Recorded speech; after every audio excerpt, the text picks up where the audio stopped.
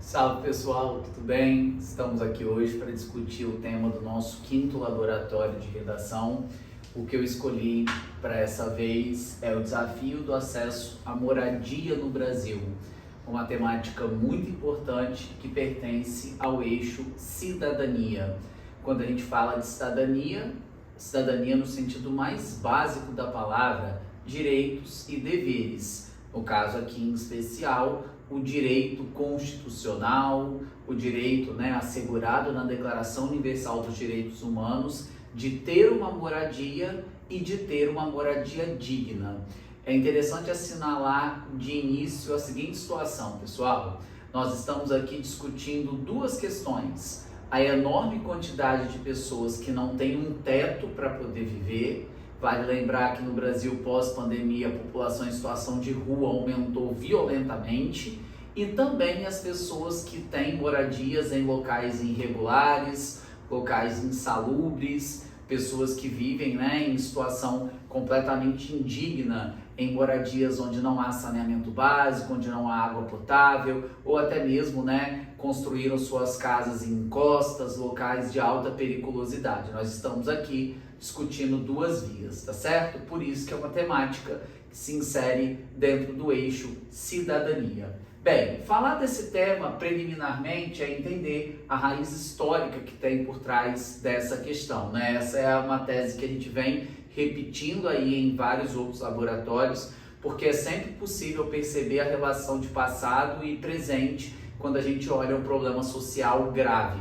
O problema da moradia no Brasil, ele é crônico, ele é histórico e ele é fruto de um Estado brasileiro que ainda não deu conta de resolver uma série de problemas históricos que aconteceram lá atrás e que ainda impactam no presente. Então eu posso dizer que o acesso à moradia no Brasil ele sempre foi marcado pelas desigualdades. Desde o processo lá das capitanias hereditárias, passando pela lei de terras, quando foi estabelecido pelo Estado brasileiro que a terra ela não seria doada, ela seria apenas comprada. Isso também se conecta com o Brasil pós-abolição da escravatura, onde a gente empurrou os ex-escravos para a linha da pobreza extrema, avançaram em direção aos grandes centros, formaram cortiços, formaram favelas, formaram os chamados bolsões de pobreza. Tudo isso fruto de um Estado brasileiro que sempre marginalizou as suas minorias, os seus grupos socialmente, economicamente vulneráveis, de terem o acesso à moradia, Aquele processo onde as coisas que estavam dentro dos grandes centros eram valorizadas e a gente ia empurrando as pessoas para as áreas periféricas, que é o que aconteceu então em toda a grande cidade brasileira. Em toda a grande cidade brasileira você consegue perceber esse contraste muito forte que existe, entre as áreas mais urbanizadas, onde você tem um alto valor do imóvel, um alto valor do aluguel, mas bem do ladinho as periferias, os locais onde o progresso ainda não chegou ali de maneira igualitária para todos, onde faltam realmente o básico para poder viver.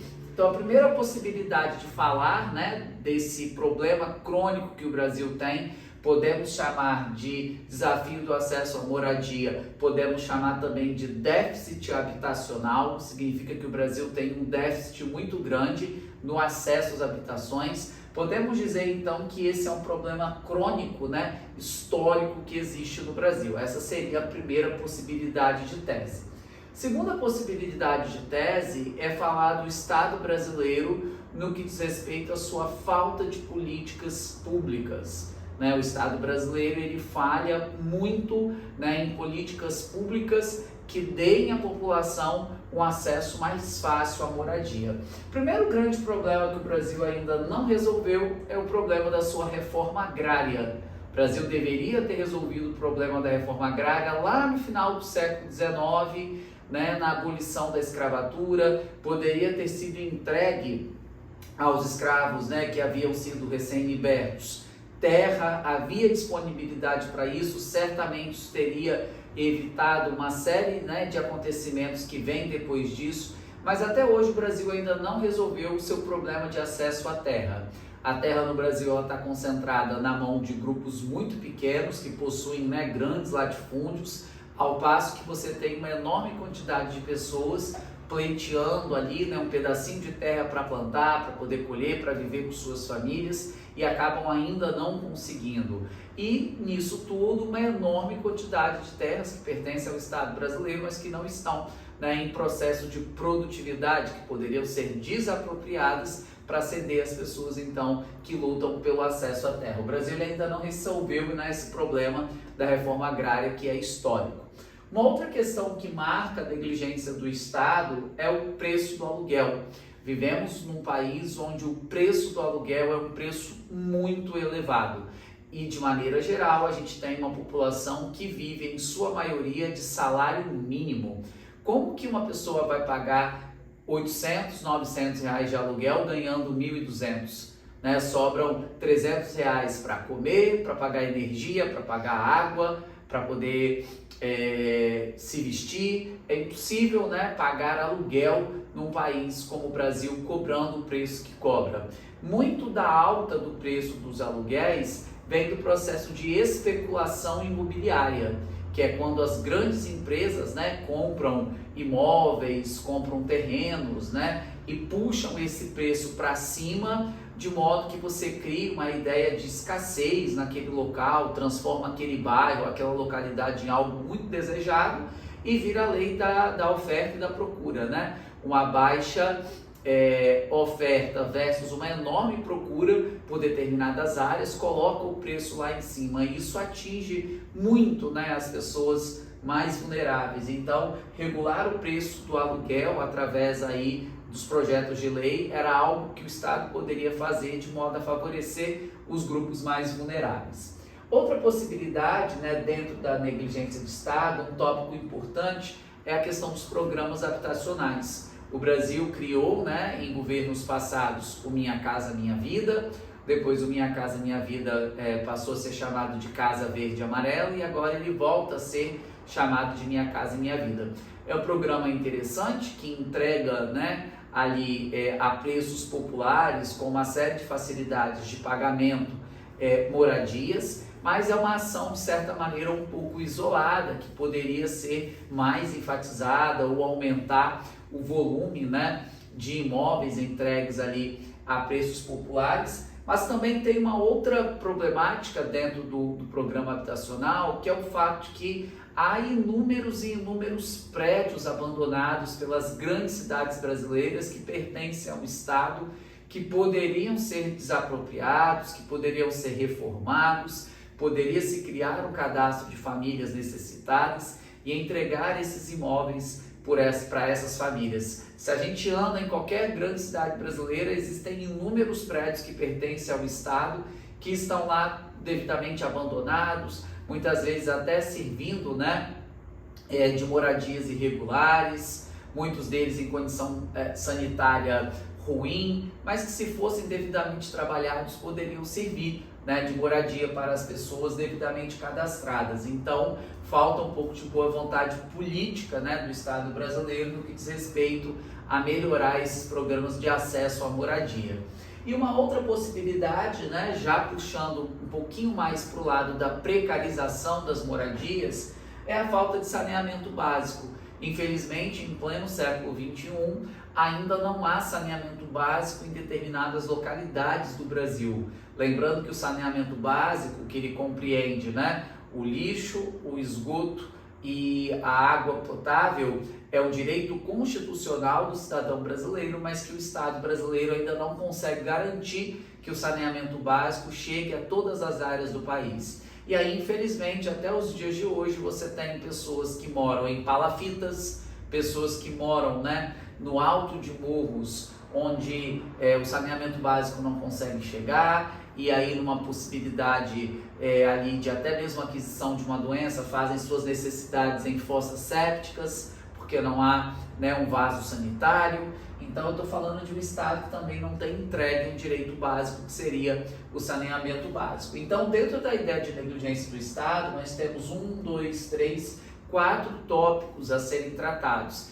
Evidentemente, não dá para tratar de todos. O interessante é que você escolha algum deles para ilustrar essa ideia-chave de negligência do Estado, porque senão ficará expositivo se você quiser tratar de todos esses elementos, tá certo? E por fim, uma outra possibilidade de tese é falar do papel que a mídia cumpre diante dessa questão. A mídia, muitas vezes, ela não aborda essa temática da maneira como poderia abordar. A partir do momento que as mídias não tratam dessa questão, você cria um silenciamento social, você cria uma apatia da sociedade diante de um assunto que é muito sério. E o outro ponto que a mídia faz, e acaba sendo um desserviço, né, para essa questão, é a criminalização dos movimentos sociais que reivindicam o acesso à moradia no Brasil.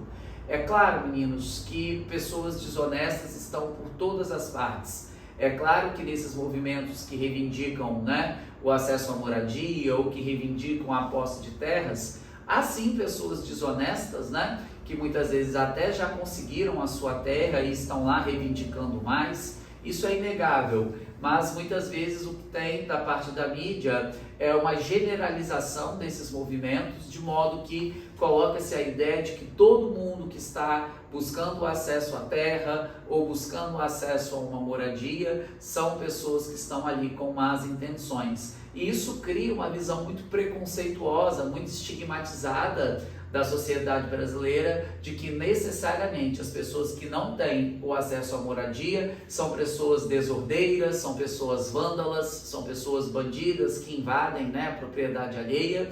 E isso, de certa maneira, não favorece um debate social saudável, de modo que a gente, enquanto sociedade, enquanto Estado, possa entender, né, as demandas e as possibilidades de melhoria desse quadro, tá certo? Então, uma possibilidade seria falar também do papel que a mídia cumpre dentro desse cenário. Quais são os repertórios possíveis que a gente vai abordar aqui nessa redação? Começando então pelo eixo temático da história. A gente tem muitas referências históricas para tratar esse tema. Capitanias hereditárias, a lei de terras, a abolição da escravatura, o movimento de êxodo rural e a industrialização e urbanização do Brasil. Eu tentei colocar meio que em ordem cronológica, assim, né? Acontecimentos históricos que de alguma maneira mexem, né, com essa coisa do acesso à terra, mexem com essa coisa do acesso à moradia. Qualquer referência histórica dessa aqui dá conta muito bem de vocês tratarem dessa questão. É claro que algumas talvez sejam mais fáceis, né? Até mesmo pelo conhecimento de vocês, como a questão da abolição da escravatura e o próprio movimento de êxodo rural que existiu no Brasil, né? Com a abolição da escravatura, falei disso agorinha, a gente empurra, né, as pessoas para os centros urbanos, formando cortiços, formando favelas, formando os bolsões de pobreza. E o movimento do êxodo rural, que vem muito junto da industrialização que o Brasil vai sofrer no início ali do século XX, as pessoas indo para as cidades, né? Quem conseguia alugar casas, ok, quem não conseguia formava lá, né, as periferias. Isso vai ser muito retratado, né, em várias obras literárias aí, como o Cortiço, do Aloysio Azevedo, que mostra isso muito bem, ok? Então, da história, nós temos aqui uma quantidade razoável de possibilidades. Quando vamos para a área do direito, nós temos a Declaração Universal dos Direitos Humanos. É a primeira vez que a gente está se referindo a esse repertório. O Brasil foi um dos primeiros países a assinar a Declaração Universal dos Direitos Humanos, quando esse documento surge, e infelizmente não cumpre o direito humano do acesso à moradia. Então, o acesso à moradia no Brasil, além de ser um direito constitucional, né, então cabe aqui a Constituição de 88, ele é um direito humano, né? Lembrando que a Declaração Universal dos Direitos Humanos, ela vem primeiro que a Constituição de 88. Então, o Brasil está descumprindo dois documentos gravíssimos, né, seríssimos, importantíssimos, que são a Declaração Universal dos Direitos Humanos e a Constituição de 88 no artigo 5º e no artigo 6º, né? Ok? Bom, outra possibilidade seria os retirantes. É um quadro do Cândido Portinari. Analisando um pouquinho as redações nota 1000 do ano de 2022, eu percebi uma alta frequência de redações que utilizavam quadros, telas, pinturas, até mesmo porque o tema do ano passado, com a questão dos povos nativos, trazia um pouco essa possibilidade, né? Então existiam ali muitas referências, né, a serem tratadas. Mas cheguei à conclusão, à reflexão de que certamente esse é um recurso que os corretores têm gostado de ver na redação. Então, sempre que você lembrar de uma pintura, de uma tela, de uma obra de arte que dialogue com o tema, você pode e deve colocar, porque isso tem encantado quem corrige as redações do Enem. Por isso que eu estou sugerindo aqui que vocês trabalhem, né, os retirantes do Cândido Portinari. Para quem não conhece essa obra, deu aí uma pesquisadinha, mas é uma família de retirantes realmente, né, caminhando ali em situação de penúria absoluta, com as suas trouxas nas costas, né, totalmente arrasados, né, em suas feições, cansados, castigados, magros, né, realmente pessoas em situação de pobreza absoluta, perambulando sem teto, sem absolutamente nada. Então, uma possibilidade interessantíssima de usar essa obra do Cândido Portinari. Puxando para a área da música, né, tem uma canção que a gente cantou a vida inteira sem se dar conta que ali há uma crítica social muito forte do Vinícius de Moraes, que é o poeta, compositor, né, e essa canção cantada pelo Toquinho, que é um ícone da MPB, né, no Brasil, que é A Casa. Era uma casa muito engraçada, não tinha teto, não tinha nada, ninguém podia entrar nela não, porque na casa não tinha chão, ninguém podia dormir na rede, porque na casa não tinha parede, ninguém podia fazer pipi, porque pinico não tinha ali. Quer dizer, olha a falta de saneamento básico, né? Mas era feita com muito esmero na Rua dos Bobos, número 0. Então ele está criticando ali a precarização da moradia, tá? Podem usar essa canção do Vinícius de Moraes com o Toquinho, que vai encaixar muito bem. E temos também o Rap da Felicidade, que é um rap muito conhecido dos anos 90, da fase melody do funk brasileiro. Eu só quero ser feliz, andar tranquilamente na favela onde eu nasci e poder me orgulhar e ter a consciência que o pobre tem seu lugar. A letra está mostrando exatamente a necessidade de valorização da favela enquanto espaço de vivência, enquanto espaço de moradia. Favelas essas que muitas vezes não tem saneamento básico, não tem segurança, que existe ali uma precarização dessas moradias da parte do Estado brasileiro. É uma canção que a gente conseguiria utilizar. Quando vamos para a esfera da TV, tem o Chaves, né? Quando eu falei disso, do Chaves, muita gente falou, professor, mas é porque o Chaves mora dentro do barril. Na verdade, o Chaves, ele mora em uma das casas, né, da vila. Tem um episódio que pergunta onde ele mora, ele aponta lá o local onde ele mora. Então, não estou falando do fato do Chaves viver dentro do barril. Eu estou me referindo à situação do seu Madruga de nunca conseguir pagar o seu aluguel.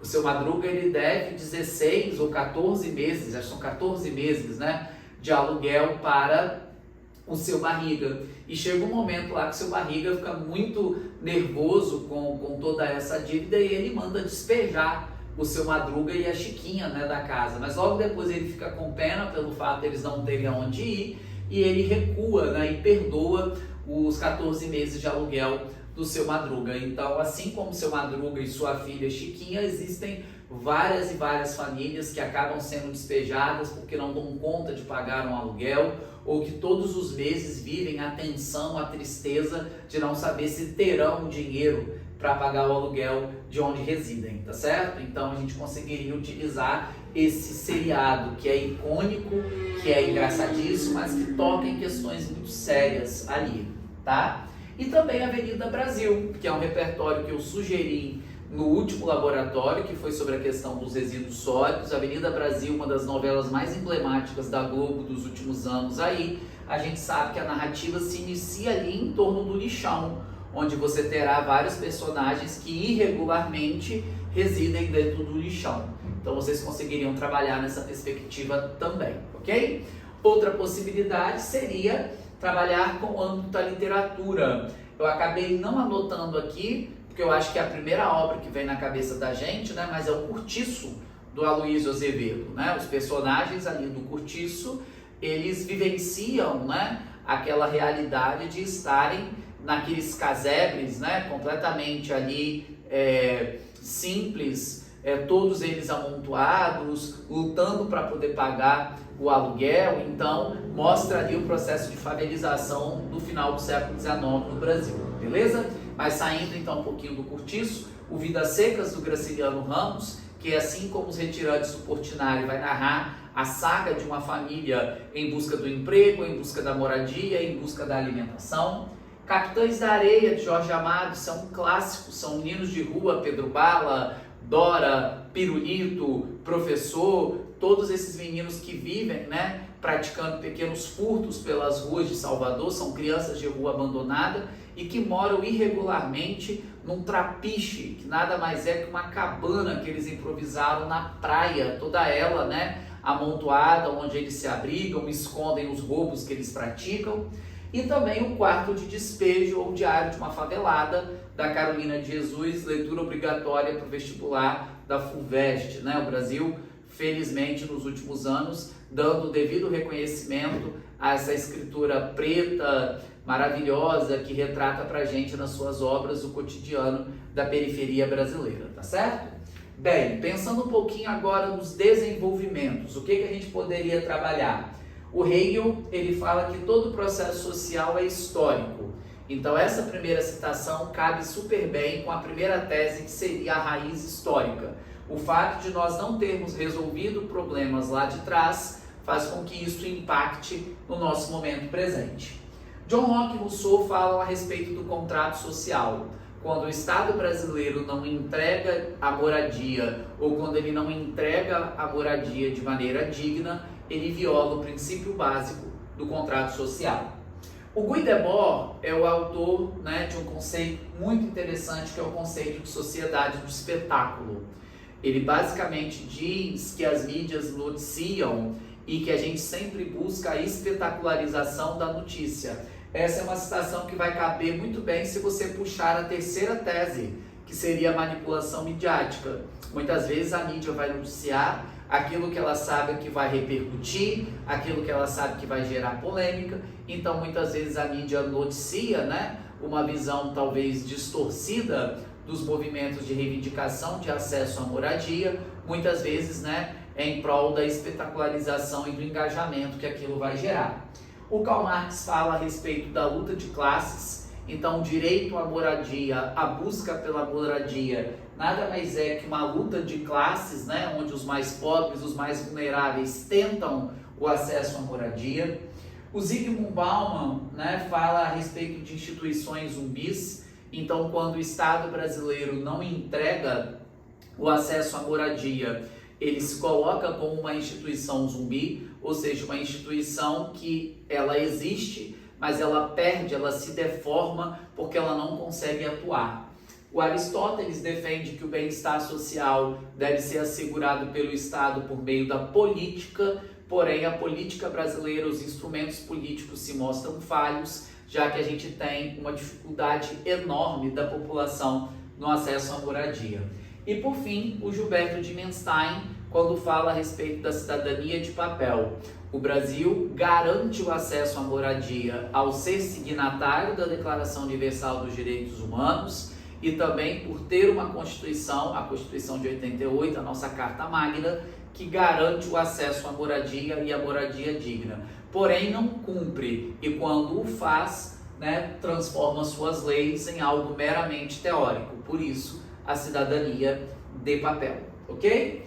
A resolução dessa problemática está toda nas mãos do Ministério das Cidades. Esse é um ministério responsável pelas políticas habitacionais do Brasil, ok? Essa é uma temática que a gente consegue trabalhar a proposta única para ela, né? Que seria criar aí um subsídio estatal para o aluguel, né? Você realmente criar algum tipo de benefício social que consiga para esses grupos mais vulneráveis, né, pagarem um aluguel, entregar ali alguma espécie de subsídio, alguma espécie de incentivo para que essas famílias deem conta de pagar o seu aluguel. É muito importante a melhoria dos programas habitacionais, ou seja, aumentar a quantidade de unidades, né, de apartamentos, de casas a preços acessíveis para a população, bem como também, mapear esses imóveis abandonados, imóveis vagos que poderiam ser restaurados e servir de moradia para as pessoas. Isso é muito necessário de ser feito. E também o Estado brasileiro precisa, para ontem, investir mais no saneamento básico. Até porque, voltando para a primeira coisa que eu abri falando, nós não estamos aqui apenas falando das pessoas que não têm moradia. Também estamos falando daquelas pessoas que têm moradia, mas suas casas, estão em situação de penúria ou estão em situação de risco, ou até mesmo locais completamente insalubres. Tá certo, gente? Então, esse foi o tema do nosso 5º laboratório, o desafio do acesso à moradia no Brasil, a questão do déficit habitacional, beleza? Uma temática muito importante para o Enem, diria que é importante para qualquer vestibular, e é uma temática que, sem dúvida, pode pintar em alguma das provas, tá bem? É isso, espero que tenha ficado tranquilo aí para vocês, desejo um excelente 5º laboratório, tá certo? Forte abraço e até a próxima!